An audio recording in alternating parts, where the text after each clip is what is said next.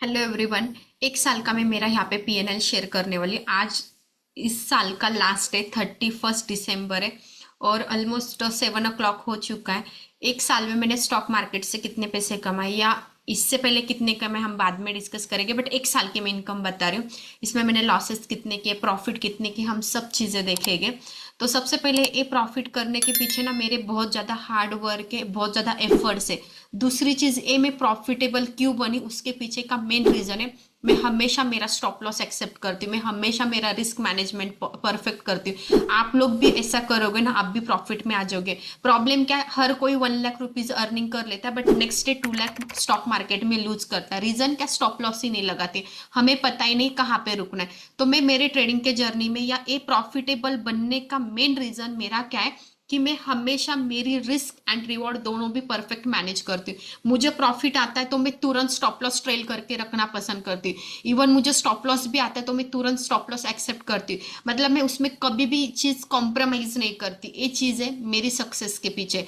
And दूसरी, मैं एक होम मेकर हूँ। 3 से 4 साल हो गया मुझे ट्रेडिंग स्टार्ट करके। ये चीज़ें मैं परफेक्टली मैनेज करके कर रही हूँ, तो आप लोग भी कर सकते। सिर्फ स्टॉप लॉस एक्सेप्ट करना सीखो, क्योंकि मेरे स्टार्टिंग के जर्नी में 22 डेज ऐसे थे मैंने कंटिन्यूसली स्टॉप लॉस लिए थे। 22 डेज के बाद लास्ट के 8 डेज में सिर्फ प्रॉफिट में आई थी। मतलब एक ऐसा पॉइंट भी आता है कि इतने दिन स्टॉप लॉस हिट होने के बाद क्यों स्टॉप लॉस लगाना है। एंड उसमें मैक्सिमम टाइम ऐसा हुआ था कि मेरा स्टॉप लॉस हिट करके मार्केट अप जाता था। उस दिन मुझे पता चला कि हाँ, स्टॉप लॉस हंटिंग जैसे भी एक स्टॉक मार्केट में पार्ट होता है। स्टॉप लॉस हंटिंग हम उसको बोलते हैं। आगे जाके मैंने चीज प्रॉपरली मैनेज भी की। बट जैसे कि मैंने ये चीज कभी नहीं छोड़ी कि हाँ, मेरा स्टॉप लॉस हिट हो जाता है और बाद में मार्केट अप जाता है तो मुझे स्टॉप लॉस ही नहीं लगाना, ये चीज मैंने कभी भी नहीं की।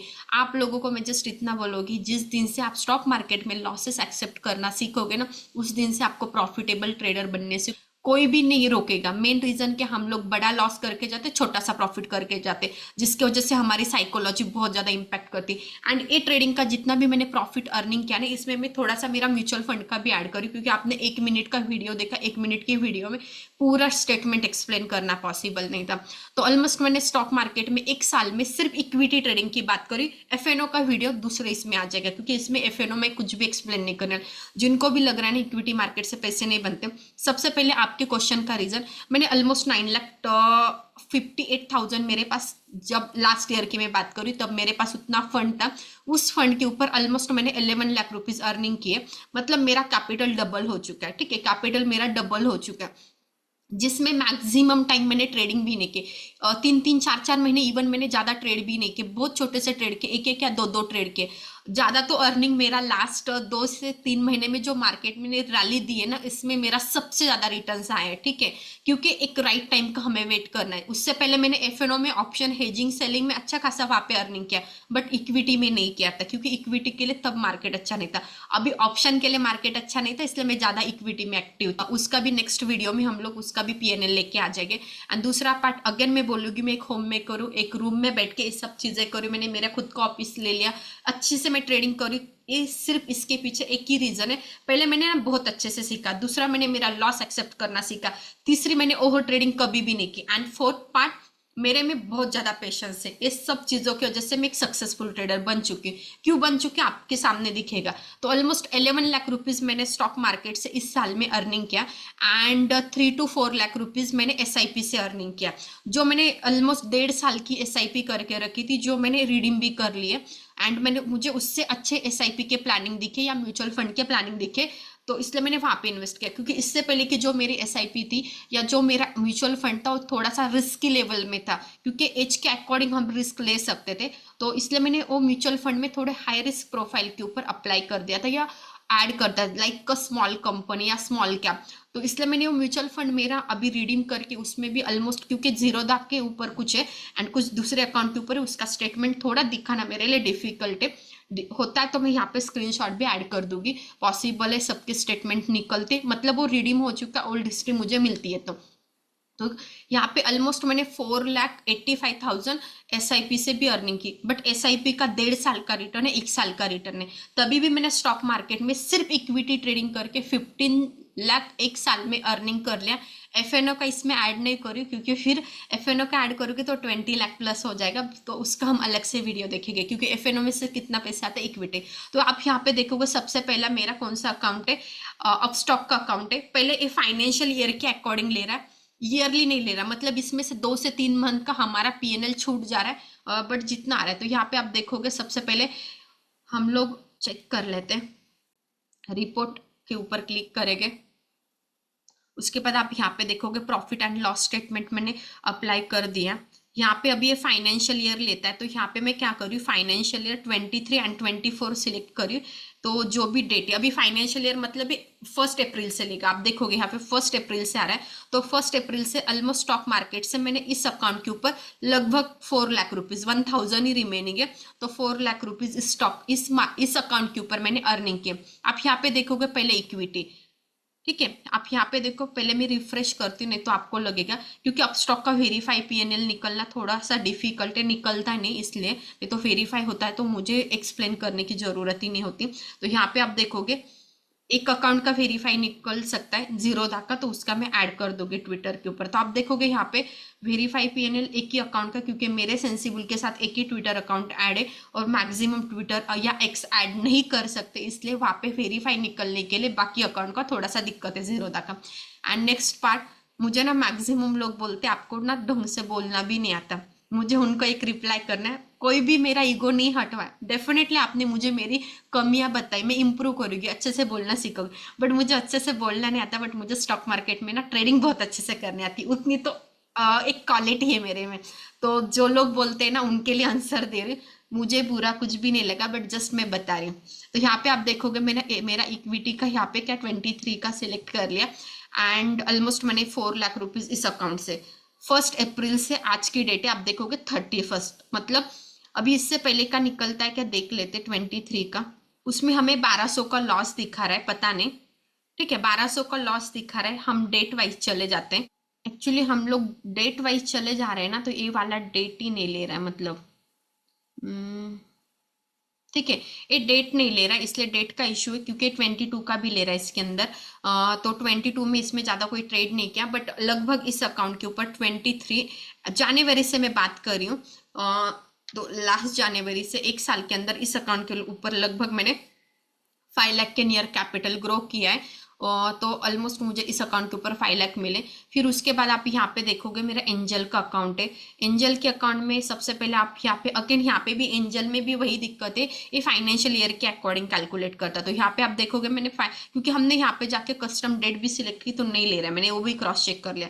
तो आप देखोगे यहाँ पे 23 एंड 24, मतलब इस साल का जो पीएनएल आप देखोगे जनवरी फरवरी मार्च अप्रैल का नहीं ले रहा है।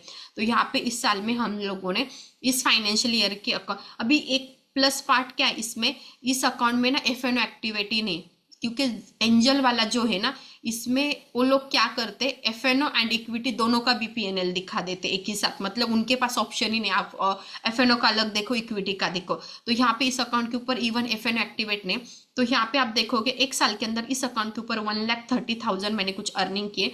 तो हम लोग फाइनेंशियल 23 का लेते, तो आप देखोगे यहाँ पे मतलब दोनों जनवरी से अभी तक का देखा, तो हम लोगों ने ऑलमोस्ट इस अकाउंट के ऊपर 1,20,000 की अर्निंग की है। चार्जेस जाके मैं बात करी, चार्जेस ऐड करके 1,31 हो रहा है। तो आप देखोगे यहाँ पे मैंने ना एक लॉस बुक किया, बाकी मंथ में मैंने लॉस नहीं बुक किया, ठीक है। तो ऑलमोस्ट मैंने इस अकाउंट के ऊपर 1,31,000 के नियर प्रॉफिट बुक किया, एंड चार्जेस वगैरह जाके 1,20,000 हो चुका है। तो अभी आप यहाँ पे मेरा जीरोधा देखोगे, सबसे पहले मुझे जीरोधा में एक पार्ट बताना है। आप देखोगे यहाँ पे ना एक अकाउंट है जिसमें आपको दिख रहा है 9,55,000 अमाउंट इन्वेस्टेड है। तो एक चीज़ मुझे बतानी है, जिस दिन से मैंने ट्रेडिंग स्टार्ट की है ना, तो मैं हमेशा मेरा एक रूल फॉलो करती हूँ, मुझे भले 500 प्रॉफिट हो जाए या मुझे भले 5,000 प्रॉफिट हो जाए, और मैं डेली विड्रॉ करने के ऊपर ज़्यादा बिलीव करती हूँ। लाइक मैं मेरी मंथली या डेली इनकम जितनी ना वो विड्रॉ करना पसंद करती हूँ। एंड दूसरा पार्ट, वो मैंने पैसे एक बार विड्रॉ कर लिए ना,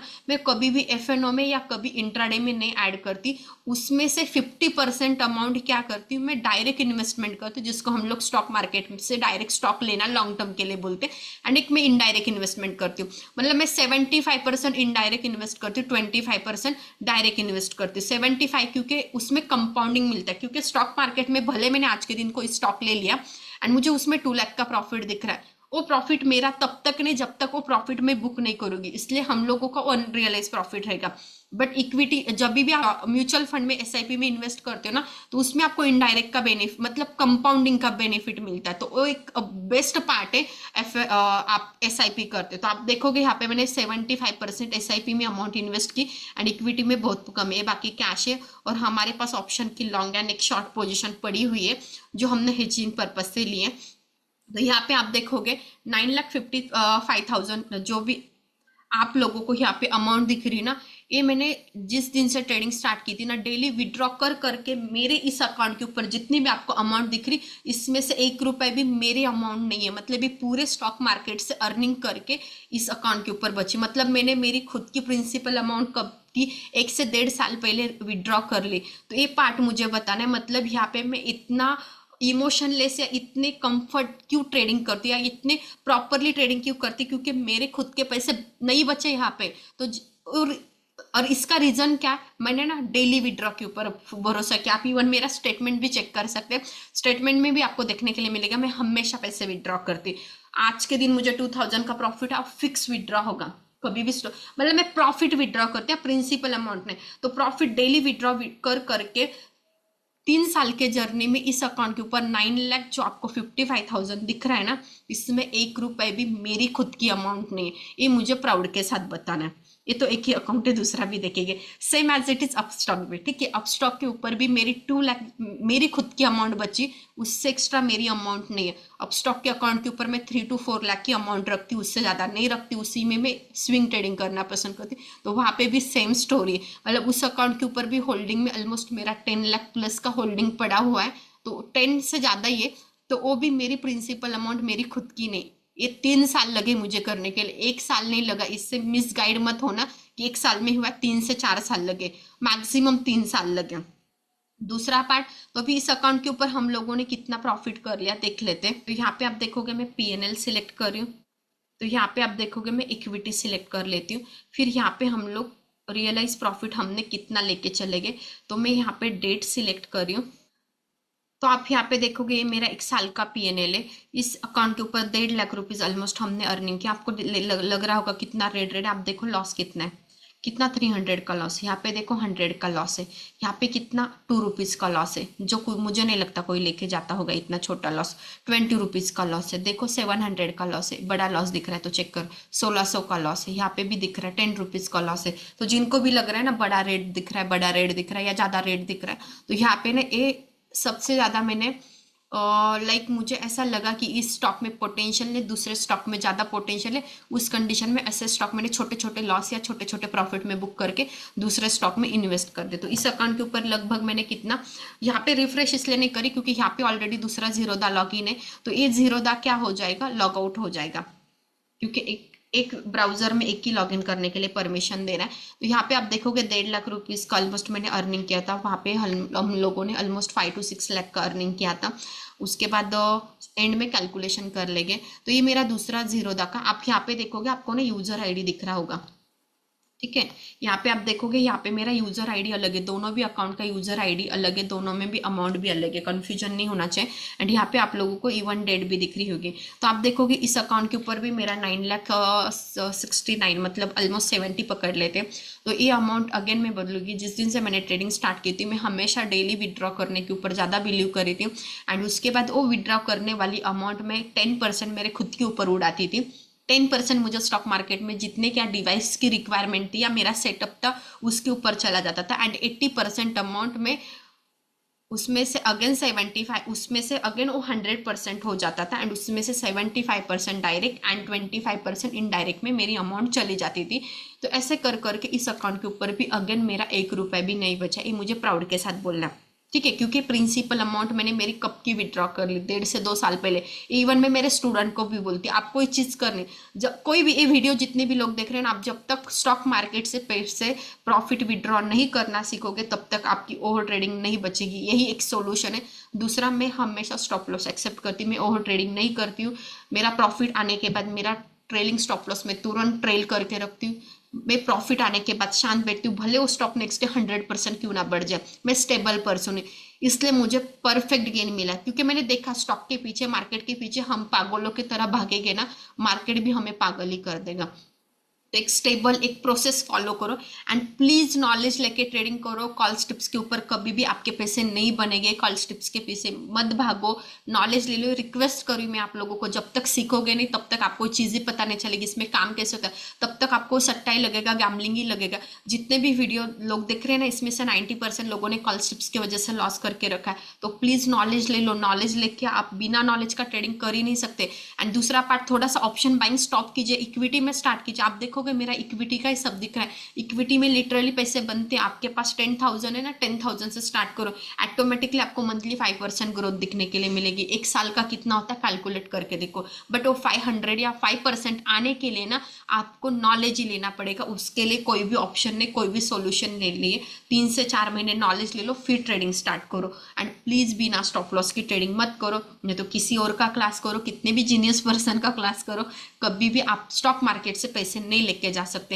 एंड जितना भी प्रॉफिट आता है डेली विड्रॉ करने के ऊपर फोकस करो। तो आप यहाँ पे देखोगे मैं मेरा PNL लॉग इन करी हूँ, तो रिपोर्ट में हम लोग चले जाते हैं। यहाँ पे हम लोग सबसे पहले इक्विटी सिलेक्ट करके लेते, कंबाइन में जाके रियलाइज प्रॉफिट, फिर उसके बाद यहाँ पे हम लोग डेट सिलेक्ट करके लेते। तो इस अकाउंट का हम लोग PNL देखेंगे, इस अकाउंट के ऊपर हमने लगभग कितने पैसे कमा लिए चेक कर लेते हैं। अगेन इस अकाउंट के ऊपर जैसे कि मैंने बात की थी, जितनी भी अमाउंट है जो मैंने पूरे स्टॉक मार्केट से अर्निंग करके मैंने मेरे प्रिंसिपल अमाउंट 1.5 से 2 साल पहले कब की विड्रॉ कर ली। और ये सिर्फ इक्विटी अकाउंट है। अभी हमें FNO देखना है, मैंने FNO में कितना कमाया, कितना लूज किया वो भी देखेंगे। FNO में हमारा कितना लॉस है या कितना प्रॉफिट है, सब कुछ चीज़ें नेक्स्ट वीडियो में देखेंगे। बट जिनको भी जस्ट लग रहा है ना इक्विटी ट्रेडिंग से या नॉर्मल स्टॉक में ट्रेड करके पैसे नहीं बनते, उनके लिए वीडियो बहुत बहुत ज़्यादा यूजफुल है। अभी जस्ट वीडियो देख लिया एंड डायरेक्ट इक्विटी में ट्रेडिंग स्टार्ट कर ली तो लॉस ही आएगा, क्योंकि नॉलेज लेना ही पड़ेगा। आप ऑप्शन करो, आप स्विंग करो, स्टॉक इंट्राडे करो, नॉलेज मैटर ही करता है। तो यहाँ पे हम लोगों ने इक्विटी सिलेक्ट कर लिया, कंबाइन में रियलाइज प्रॉफिट देख लेते हैं, डेट सिलेक्ट कर लेते हैं। तो आप यहाँ पे देखोगे ऑलमोस्ट हम लोगों ने इस अकाउंट के ऊपर 3,18,000 का प्रॉफिट अर्न कर लिया। यहाँ पे ये प्रॉफिट आप देखोगे 2,73,000 चार्जेस जाके जो भी बचे हैं। तो यहाँ पे अभी आप यहाँ पे देखोगे लॉस कितना कम है, 160 रुपीज़ का लॉस है। यहाँ पे भी आप देख लीजिए लॉस कितना 93, एंड प्रॉफिट देख लेना 4,000 6,000, जो भी हमने होनासा में 2-3 दिन पहले बुक किया था। यहाँ पे 9,000, यहाँ पे आप देखोगे 7, मतलब यहाँ पे आप देखोगे लॉस के कंपैरिजन में प्रॉफिट कितना ज़्यादा है। हमेशा लॉस के कंपैरिजन में मैंने प्रॉफिट बहुत ज़्यादा रखा है, तो इसको बोला जाता है रिस्क मैनेजमेंट परफेक्ट करना। एंड आप यहाँ पे देखोगे मैंने बहुत इस अकाउंट के ऊपर मैंने जनवरी फरवरी मार्च अप्रैल में एक भी ट्रेड नहीं किया, उसके बाद नवंबर में मैंने एक भी ट्रेड नहीं किया, सिर्फ दिसंबर में काम किया। आप देखोगे इस अकाउंट के ऊपर हमने 5 महीने ट्रेड ना करके भी कितनी अच्छी सी अमाउंट यहाँ पे अर्निंग की। मतलब उठ के डेली स्टॉक मार्केट में आके बैठना एंड पैसे कमाना ये नहीं होता है, क्योंकि इस अकाउंट की खासियत क्या है ना, इस अकाउंट के ऊपर मैं ज़्यादा इक्विटी करना पसंद करती हूँ। जब भी मार्केट इक्विटी मार्केट मतलब जब भी मार्केट इक्विटी ट्रेडिंग के लिए बेस्ट होगा तभी इस अकाउंट को मैं लॉग इन करना पसंद करती हूँ, क्योंकि इसमें मेरा लॉन्ग टर्म का पोर्टफोलियो ज़्यादा पड़ा हुआ है। क्योंकि मुझे पता है मैं लॉन्ग टर्म का प्रॉफिट देखती हूँ तो मैं बुक कर सकती हूँ, इसलिए मैं ज़्यादा अकाउंट लॉग इन करना भी पसंद नहीं करती।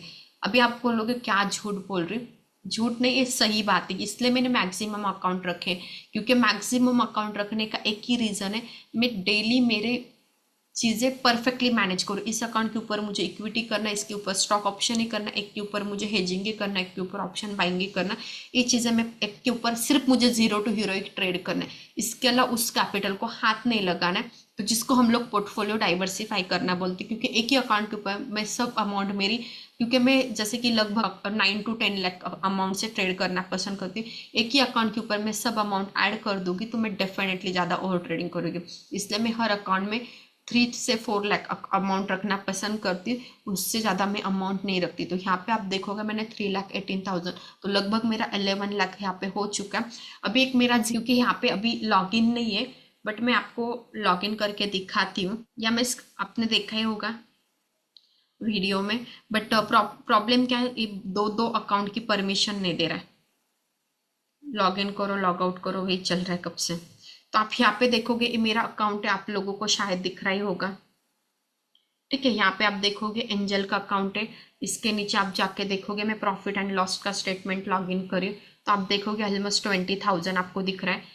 ये रिफ्रेश करके दिखा रही हूँ, आपको लग रहा होगा कि कुछ फेक तो नहीं है ना, इसलिए आप देखोगे स्क्रीन के ऊपर आपको उसका, तो यहाँ पे इस अकाउंट के ऊपर आप देखोगे जो हमने ऑप्शन का भी है, क्योंकि इस अकाउंट के ऊपर मैं जीरो टू हीरो ट्रेड और इक्विटी दोनों भी साथ में करती हूँ। तो इस अकाउंट के ऊपर ऑलमोस्ट हम लोगों ने 23,000 रुपीज अर्निंग करके रखा है, तो 23,000 मुझे इस अकाउंट के ऊपर मिला है। तो टोटल मिला के 12,000 मतलब 11,000 हो रहा है एंड चार्जेस जाके 11,000 हो रहा है। उसके बाद मैंने SIP में लगभग 4,80,000 अर्निंग कर ली। तो एक साल में, क्योंकि वो पूरा इक्विटी था, उसमें कोई भी इंडेक्स या कोई भी FN वाला पार्ट नहीं आता है, तो स्टॉक मार्केट से हम लोगों ने इस अकाउंट के ऊपर एंड इस अकाउंट के ऊपर और इस अकाउंट के ऊपर सब मिला के एक अकाउंट लॉग आउट हो चुका है, क्योंकि जीरोदा परमिशन नहीं दे रहा दो अकाउंट रखने के लिए।